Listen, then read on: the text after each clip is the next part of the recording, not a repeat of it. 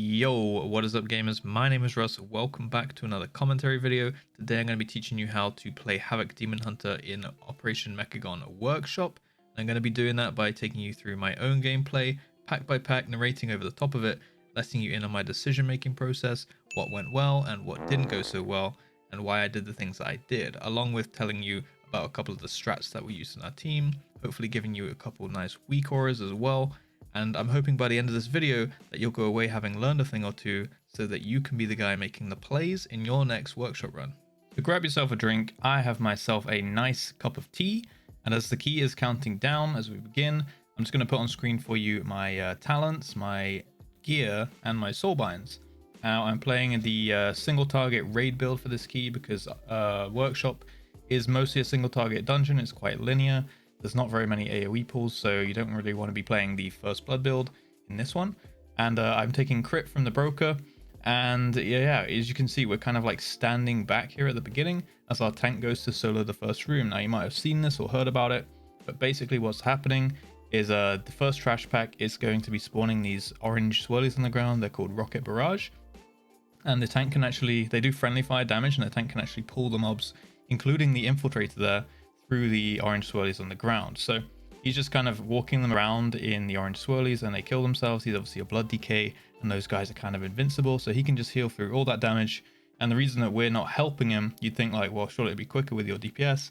Well, actually no, because if there's other people in range, then the ads are actually going to jump over to them, therefore jumping out of those orange swirlies and avoiding taking the damage, right? So it's actually quicker if we just stand back at the beginning and wait for him to solo that pack, and we just join for the boss here. So we're putting down a marker that we're going to be baiting the tank, the No Mercy for You. Some people used to bait it into the hammer. That was a thing back in BFA, but it's no longer doing friendly fire damage to the tank. There's really no reason to bait it under the hammer anymore, because you'll just be having to dodge that swirly yourself, and it won't actually be doing any extra boss damage. So on the pull here, we're bloodlusting on pull, I'm popping everything, you know, Sinful Brand, I-Beam, Meta I-Beam, getting that big Sinful Brand going, getting my crit trinket on the go as well. Watch out for those saw blades, by the way. They can spawn, like as you saw there, under the hitbox of the tank. They don't do too much damage, but they will knock you back, and that can be problematic if they knock you into the wall or into a bomb or into a hammer or something like that. And you see here, I'm getting fixated by the vent jets. Now if this goes on you, you want to be running away, and always pop a blur, even, you know, it's not in range, or even if it's not focusing you, pop a blur or some kind of defensive on it, because it does a lot of raid-wide damage. That's like the main kind of damage you're going to be taking through this fight. So if it's on you, run away, and if it's not, then you can stand behind the tank and keep on hitting it. And yeah, we're just trying to, after every single vent flames, we're actually standing to aim it towards the closest edge, really, of the room. We don't want it flying across the room all the way to the other side, and we have to chase it. So after the vent jets, that's your kind of trigger to stand close to a wall. Now here I actually get caught by the blade storm a little bit here, because I was looking at the bomb and the vent jets, things like that. And the blade storm here, it just clipped me like on my left leg here, like one tick, boom, dead. And this is not even on tyrannical here, so make sure you watch out for that blade storm. I have now improved my weak aura since I did this, and yeah, it's a bit harder for me to get caught off guard, so I'll link that one in the description down below for you. But yeah, after the tank has kind of taken the platinum pummeler around the room to take off all its stacks of armor and things, he will bring it over to the tank, and you'll just get some extra cleave on it, but you still want to be focusing the tank, because your healer will run out of cooldowns for the vent flames, healing cooldowns that is. And yeah, every time he does the blade storm, just walk out for a few seconds till he stops spinning, and then you can go back in and finish him off. So other than that, not too many mechanics on this boss. Obviously dodge those bombs on the ground with the orange swirlies coming out of them. Also, if the tank gets kited over those, they're going to blow up for raid-wide damage. So if you see there's a lot of bombs around and things, and you get the vent flames on you, just try and kite the tank between the bombs, away from them preferably. And also, like after the vent flames, when you bait him into the edge, don't bait him over the bombs either, because the pummeler's going to put down the bombs. If the tank goes over it, it's going to do a lot of damage to you guys. So as we go into this trash pack now, in the kind of sludge pool at the bottom of this little water slide we go down, we're making sure to focus the infiltrator. Now the reason for that is because you don't have too much space here, and those purple sleepy cloud things can actually go underneath the visual effect of the like sewage, the black sewage on the ground here. Luckily we got one onto the kind of hill there, but it can go underneath and then it's impossible to see. So you might get slept into a frontal on the infiltrator or a frontal on these voice processing units, and that'll be very bad for you. So the units here are going to be, there's going to be I think 3 of them along this stretch of ground, and they just have 2 abilities. They're pretty easy otherwise. They're going to have a frontal on the tank called Process Waste, as you see it there coming out. It's like a little kind of tornado looking thing coming out the front of it, and that will go on the tank, so the tank needs to face those away. Once it is, like, it'll charge up the cast, and once it's started the cast, it's kind of locked in position, so the tank can sidestep out of the frontal once it's begun, but you can't like spin it around to dodge it while it's casting. So you've got to take like the first tick of it as a tank, and then you can move out of it after that. So it's going to alternate between that Process Waste frontal and then this thing called Mega Drill, which is just a big brown circle on the ground. You might have seen it then, and that just means run away. It's just a big AoE. It's a one shot, so just make sure you move out of that. You know, you got like 3 seconds or so to move out, and then you just move back in. It's just going to alternate between those 2 abilities until it's dead, and you just got to deal with those a couple times. Now, as you'll see, we're actually shrouding past all those green slimes there. Over to Zolgamux. This is now the second boss room, and we're just going to be putting some focus onto Zolgamux, and we're just going to be stunning the dog.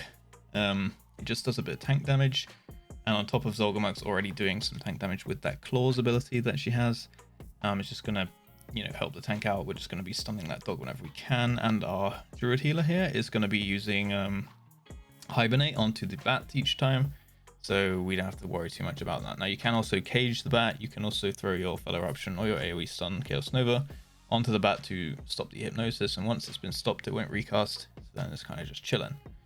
Make sure you obviously move out of the shadow eruption, of course, and focus down Zolgamux, especially when the blood shield's up, and be ready with that kick. As you can see on my unit frame or nameplate, I've got like a little kind of highlighted white part where the shield is, so as soon as that's getting quite thin, I know I'm got to be ready on the kick, right, to instantly kick that blood barrier. Now, also, you can use like blur and stuff on the blood siphon, because it heals for damage it does to you. So if you are taking less damage because of your damage reduction from blur, then Zolgamux is actually going to heal a little bit less as well. So after those guys are dead, we're actually turning back around and taking one waste processing unit along with all of these green slimes. Now, you can see here we're using the pillars to line of sight. This is actually why we shrouded over here, is so that it's just much easier to take these from this angle. So if you can shroud this, we still want the count because of a skip we're going to be doing later on. But if you can shroud past this, it's just going to make it way easier to line of sight on these pillars here at the boss room than it is to line of sight on the side of the pipe. You might have tried in the side of the pipe back in the sludge over there. Also, obviously, again, the sewage on the ground is going to allow us to see animations a little bit easier. But these green slimes, once they die, they're going to do like a cast. And when they finish the cast, they're going to explode for everyone in line of sight within a certain range, I suppose, with a bunch of damage. So as you saw me there, I just fell rushed around the corner over to that pillar there. And yeah, we're just kind of going in, doing some AoE on the slimes. And then as soon as the cast begins, we're line of sighting, or just before the cast begins, we're line of sighting so the tank can maybe finish them off. And again, we're just getting out of the frontal on the processing unit and out of the mega drill while we fight this infiltrator and another dog. So again, just throw some stuns down on the dog every now and then when it does its cast, the reaching flames or something, and you should be golden. So yeah, we're taking this count because we want to skip a pack very much later in the dungeon, which we think is much more dangerous. Now, you can skip this trash if you're going to be fighting all the trash later and stuff like that, but again, just kind of sort that out on your own personal route with method dungeon tools, and you should be good. Now, as you see here, I'm actually importing a weak aura. That is for this boss, and I'll talk about it in just a second. But this is Cujo, the second boss. Kind of a bag of health, to be honest, and not really very difficult if you do it the way that we do it. And I'll talk about a couple things that we do along the way as we kind of showcase them. So first off, we're going to be dropping, a crate's going to drop down on top of us, and we're just going to position the boss onto the corner of it. The tank is actually positioning the boss very specifically here on the corner of the box. And now you can see, instead of going behind the box for the venting flames, we can actually hug the back corner of it. And I've got this weak aura chosen on the left of my character, You Are Hidden, and it's got this kind of stealth glowing icon. That means that it's picking up that I'm actually line of sighted. It picks up, you know, like, I don't know, maybe a hidden aura on your character somewhere that you were line of sighted from the boss. So this weak aura is just detecting that and telling you when you're actually hidden. So we're actually still in line of sight of the boss, so we can still attack it, even melee. Especially casters can, but if the tank position is right, the melee can attack it too, as you see right here as well. I'm still attacking the boss. I can still use my annihilations on it and things, and I'm not line of sighted, but I'm not taking any damage, and that weak aura is popped up. So I'll link that one down in the description down below as well, so you can do that. But the tank really does need to position the boss correctly. And then the other thing we're doing is you see the hunter running out right there. He's actually running out so that when the charge goes out, the leap, you mark 3 people to leap, and we're moving away from the crates just in case he messes it up. And it will always go on the furthest person away first, so the hunter's making sure that he's the furthest away, so that the boss will leap to him first. And yeah, then he just feign deaths, and it cancels the leap entirely. The hunter doesn't take damage, the other 2 people don't take damage, which basically means there's nothing to heal in this fight, because we're not taking damage from the venting flames, and we're not taking damage from the leap, which means the healer can just fully DPS, except I need to dispel the tank every now and then, because there's quite a bad dot on the tank. And then yeah, the order is just drop a crate, drop a crate, do the dashes, venting flames, drop a crate, do the dashes, venting flames. Just make sure that you don't stand next to the old crates, or the new crates actually, when you get the dash, because if you dash to and just standing within a certain range, it's going to heat up the crates, and then they're going to pop and you won't be able to survive the venting flames. So here I just do a little vengeful retreat and double jump shenanigans to skip that entire conveyor belt section. Press the red button to turn off the flamethrowers for my teammates, and I'm going ahead to start the RP now for the next trash. Now, I usually taunt the alarma bot here. I don't think you even really need to do that. I think you can just walk in range and walk out.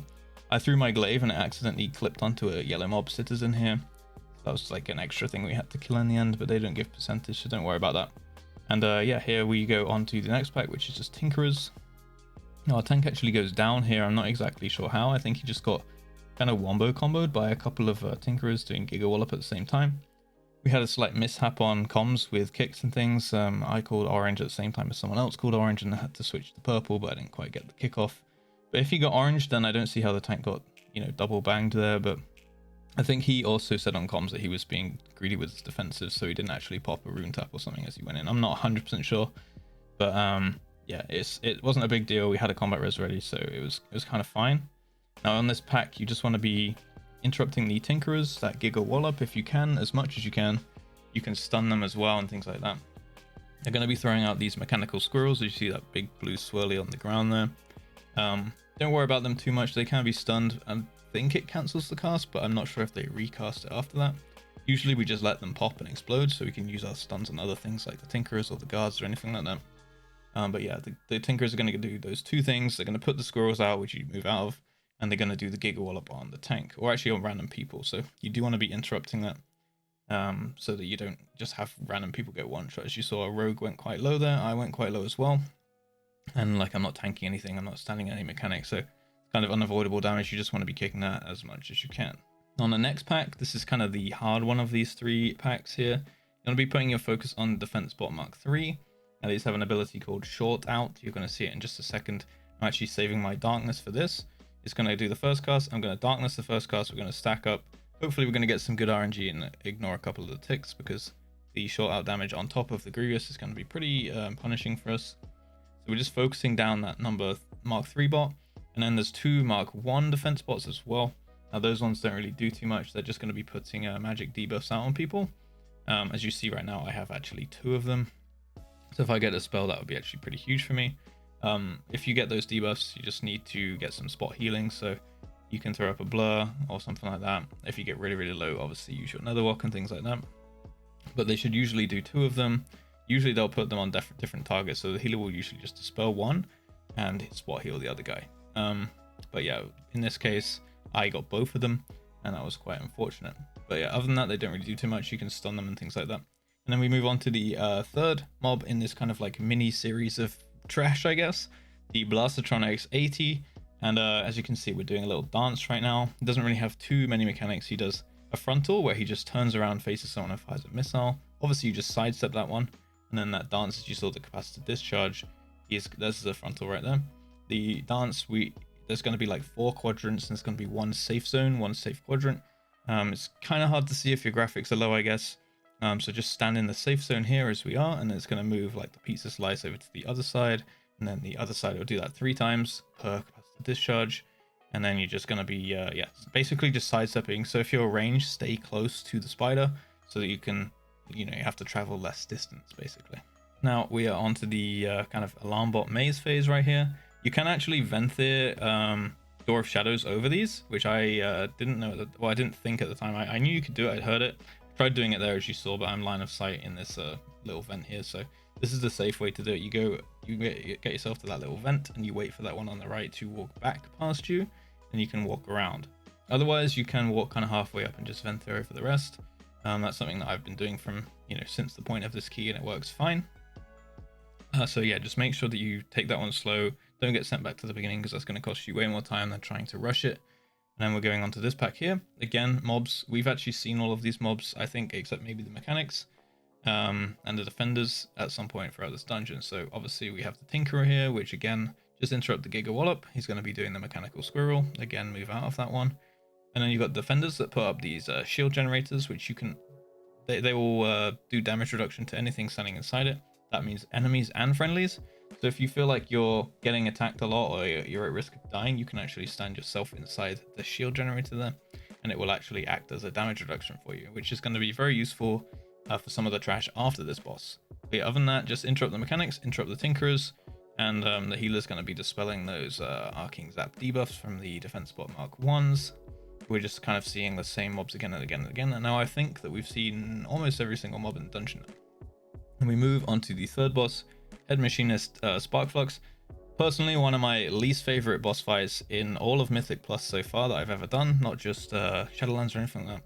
It's going to do 3 kind of abilities in a sequence. Going to spawn this plant that we're killing now. You can stun it with Fell Eruption, and then he's going to do these flame cannons from the middle. Once he starts casting that, you can look at the middle of the room and look where those 3 flame cannons are coming. They're either going to spin left or they're going to spin right. Just pick a quadrant where you're not in the cannon and stick with it. Preferably if you can follow the tank, then you can keep hitting the boss, but if that's not possible for any reason, then you want to be just staying alive, because if you get that, if you walk through the flame cannon, you're not going to die immediately, but you are going to get a dot, which is basically a death sentence, especially on Tyrannical. Like, you're like 100% dead, and it's like 9 seconds, so you can't even nether walk the duration or anything like that. Even if you nether walk, you'll still be dead. And he's just going to repeat those 3 abilities: plant, cannon, and then spawning these cogs. Now these cogs act like a soft enrage. They're quite annoying to see. They can bounce at weird angles. You see there, I just got hit and then I got taken out by, I think, another cog or the flame cannon, because I was looking at the flame cannon trying to handle that, and then I actually got caught off guard by one of the cogs and I went down. So they remind me of the old school DVD players. If you left them idling for a while, and you'd be seeing that little DVD logo bouncing around the screen in the sides and the top, and you'd be wanting to let it hit the corner, right? And then everyone would be like, way. But yeah, this one, not so friendly, not so exciting as the DVD logo, sadly. And they can really catch you off guard because of some of the angles in this room. So if you're good at like geometry and things like that in school and science, then you'll probably be able to predict the angles they're going to fire at. But a couple of times they can hit like an uneven surface. It's hard to tell which parts of the terrain is actually going to let them bounce and things. So it's quite hard to like do all that maths in your head at the time. So I actually think maybe sticking closer to the middle of the room is safer here. But yeah, that's probably the most important thing. Just watch your feet all the time. Watch for these spinning discs. And it doesn't really help that they kind of blend into the floor, in my opinion. I don't know if it's my eyes that have trouble seeing them, or if they are like actually hard to see because of the color and things like that. But yeah, they're going to act like a soft enrage. As you see, the fight just gets harder and harder and harder. As it goes on, it's now like flame swirlies firing out all over the place. Along with, we've got like 5 or 6 cogwheels flying around, plus he's doing the plant, plus he's doing the flame cannons. And on a tyrannical key and a high key, this boss is going to last quite a few minutes, and you're going to be dealing with a lot of dodge stuff on the floor at that point. So it's more about staying alive and outliving the boss, and he will eventually die. Definitely a bloodlust boss as well, because you want to be as least overwhelmed as possible. And we're going to move on to these last 2 trash mobs in this section, which are these 2 spider tanks. Now, we're actually focusing the back one. We've marked it with a skull. That's the second one you pull at the top of the hill, because he's going to trigger the RP to spawn a little spaceship that's going to carry you over to the last boss platform.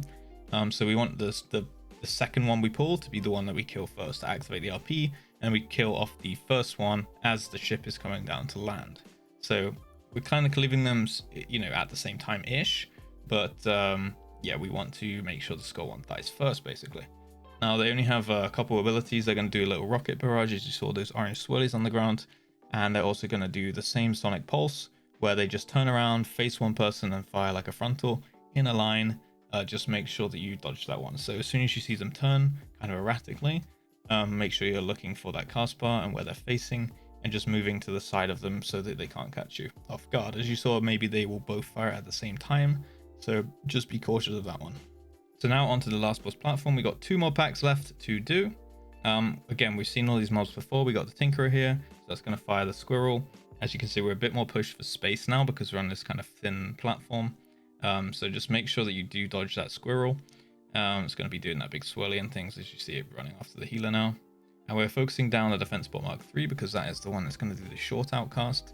Now, again, you can darkness the short outcast if you need, but we're pulling these with defenders, and the defenders are going to do those shield generators on the ground. So the trick is really to leave the shields up, don't use them, because the more damage they soak, they're actually going to die off. And then as soon as the defense bot Mark 3 does the short out, that's when you want to stand inside the shields, and they'll act like a big damage absorption for you. So you won't actually take much damage from the short out there. So you want to be keeping those defenders alive and focusing on that defense bot Mark 3. Now we pull in a second one here, and we've still got some defenders on low HP, putting up the shield generators, but I think we actually just cleave them off here, and we actually just deal with the short out damage, because it's just one of them. So we got darkness for that one that I put down. We might have a trank for the next or something. And obviously you've got your personals like Blur and Netherwalk if you need them as well. But yeah, we've got that shield generator, so if it doesn't have the short out, the wise play would actually be to stand inside the shield generator. But if you stand it too close, as you saw there, you might accidentally cleave down the shield generators. I think Outlaw Rogue might have blade flurried that one down by accident because he was standing quite close. So we don't actually have a shield up for the short out, but we do have an AMZ, and that's kind of enough. This is the last mob we need in our route, because this last pack up here we actually want to skip. Now the plan was to death skip this. If you have a warlock, you can use a gateway to get across, and we're trying to vent through it as well. But we got a little bit too close, and the rogue actually body pulled, so we just went for the death skip in the end. I'm dying right there, and we will get a combat res onto the healer, so he can just mass res us up the top there. Now this is obviously our last combat res, so it was pretty risky. If you don't have combat res, you might just want to do the pack. It's not super dangerous, but it was fortified, and we just wanted to save some time because we factored that into our route at the beginning, so we could have skipped traps earlier if we planned to do this pack, right? All we're going to be missing is 1 infiltrator, and there's 2, as you can see, there's 2 defense bots there and only 1 defender. Sorry, there's 2 Mark 3 bots there and only 1 defender, which is going to mean that you know, we're dealing with double short out and only 1 little shield, which can get quite hard, especially on fortified. So we just thought we didn't want to deal with that, and here we are now in the last boss room. Pretty simple. We're just going to be kiting him around in a circle after we get our food buffs and things.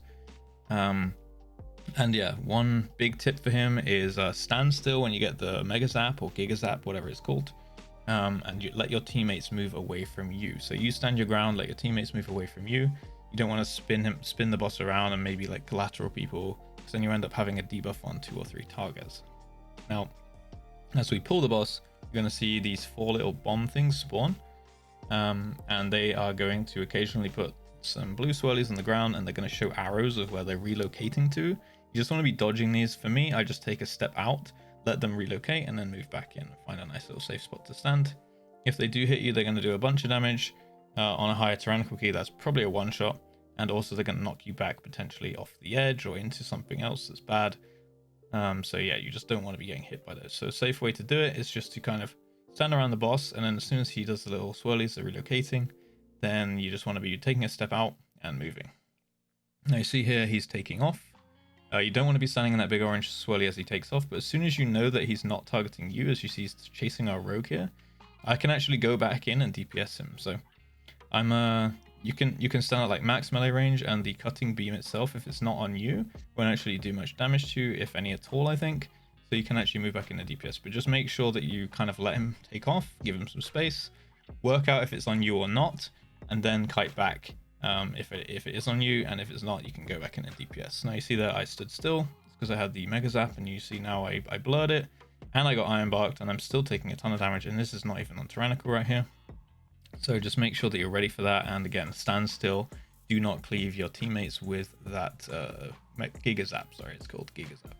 You see here the tank standing. It's good to get it on the tank because obviously he can just heal himself up. And again, I'm moving out of those relocation things. Honestly, it's better to just play safe on this boss. The boss isn't super dangerous if you just play safe and get this phase 1 down. Now, once he's dead, he's going to stun you for a few seconds. As you see, we've put some markers down. That's like a kind of, that's our positions now for this phase. The main boss is going to come up, and we're going to do it in like 2 kind of positions. We're going to stand at the front here and attack, and as soon as the things relocate to us, we're going to stand back. And now this boss has a big hitbox, so we can actually stand back on our marks and still hit him here.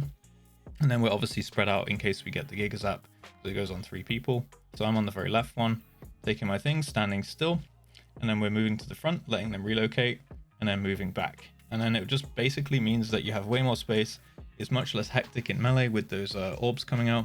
And as soon as they relocate again, we move back to the front. And then when they relocate again, we'll move back to the back. And we just alternate that every single time. It makes it a little bit easier to deal with, in my opinion. And yeah, just pop a blur or something when he does the Magneto arm. He's going to do like big AoE to everybody in the party. So if you can help your healer out with that, then make sure you can pop some defenses or blur, or maybe you need to potion or something like that. You also might need to potion or blur or even netherwalk the beam if it goes on you. It's going to hit you pretty hard, and then it's going to leave a pretty nasty dot on you. So if you can help your healer out with a blur, again, you might need to potion, healthstone, all that kind of stuff if you get low. Just keep that in mind when you do get the Mega Zap, but never take 2 or you're absolutely dead. So yeah, again, as you can see, we're just kind of walking forward, letting the orbs relocate, taking the Giga Zaps. If you get it on you as well and you need to move for the relocation, make sure you walk either directly towards the boss or directly away in your blue line. So you're not like spinning your blue line around if you're trying to sidestep, because you might accidentally cleave someone else, right? So walk either straight down the line or straight down, like away from the boss down the line. Just make sure you keep that line in the same position, you don't swing it around. And then yeah, just same abilities. This is going to be Giga Zaps, relocation orbs, and the Magneto armor, and that's pretty much it. Can get quite overwhelming, especially if you're like standing at the front of the boss room there. But yeah, that was the first time we did that tactic with the markers, and personally I think it worked out really well. Made the fight much easier to manage, because sometimes you can feel like you're getting a little bit cornered with those little orbs that are flying around. And that's the key, just kill the boss once he jumps out. And as you saw, we had like 3.5 minutes left. I was dead on third boss. I also died on the first boss, although that was only for a couple seconds. It was a little bit messy on some of the trash pulls.